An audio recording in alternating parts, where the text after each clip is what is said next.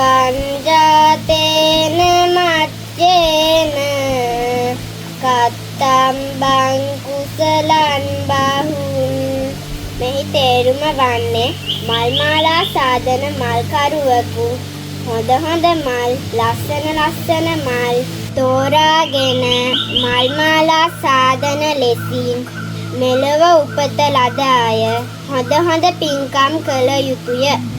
අප්පමාදෝ අමත පදං පමාදෝ මච්චුනෝ පදං අප්පමත්තානමියන්ති යේ පමත්තා යතමතා. එහි තේරුම වන්නේ පමා නොවීම නිවනට මඟකි. පමා වීම මරණයට මඟකි. පමා නොවූ නොමියති. පමා වූ අය මියදුණු අය මෙනි. තුන්නිකහස්ස ලහුනෝ යත්ත කාම නිපාතිනෝ චිත්තස්ස දමතෝ සාදු චිත්තං දන්තං සුඛවහං. කැමැති අරමුණක යන ඔබගේ සිත දමනය කරන්න. දමනය කිරීම යහපතකි. දමනය කළ සිත ඔබට සෑම විට යහපත ගෙන දෙන්නේය. අරමුණු සොයා යන රිසිතන්හි ගැවසෙන සිත දමනය කරන ඔබට හිමි වේ සැපත අපමණ. නාභජේ පාපකේ මිත්තේ නාභජේ පුරිසාදමේ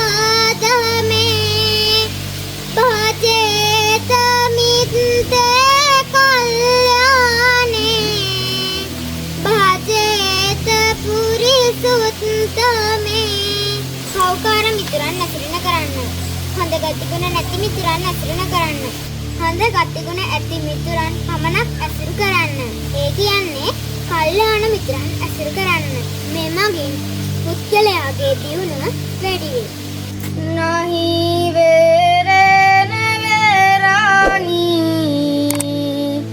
සම්මන්ති ජකුදාචනං අවේරේන ච සම්මන්ති යේස ධම්මෝ සනත්තනෝ.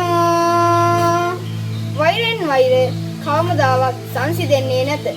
වෛරය සිතින් මුදවා ගැනීමේ එකම මාර්ගය වන්නේ මෛත්‍රියයි. එය මෙම ලෝකයේ නොවෙනස්ව පවතින සත්‍යකි. දුරංගමන්නේකචරන් අසරීරං ගුහාසයන් යේ චිත්තං සංයමෙස්සන්ති මොක්ඛන්ති මාර බන්ධනා. සිත කියන්නේම මහ පුදුම දෙයකි. දුර ගමන් යන තනිව හැසිරෙන සිවුරක් නැති ගුහාවක වාසය කරන සිත යම්කිසි පුද්ගලයෙක් විසින් සංවර කර ගනීද ඔහු මාර බැම්මෙන් මිදෙති. එමෙන්ම විමුක්ති සුවයද ලබයි. නමුත් යම්කිසි පුද්ගලයෙක් විසින් සිත අසංවර කර ගන්නේද ඔහු මාර බැම්මට කොටු වේ. එමෙන්ම දුගතියේ ඉපදීමටද හේතුවක් වේ. එම නිසා ඔබත් ඔබගේ සිත සංවර කර ගැනීමට ක්‍රියා කරන්න.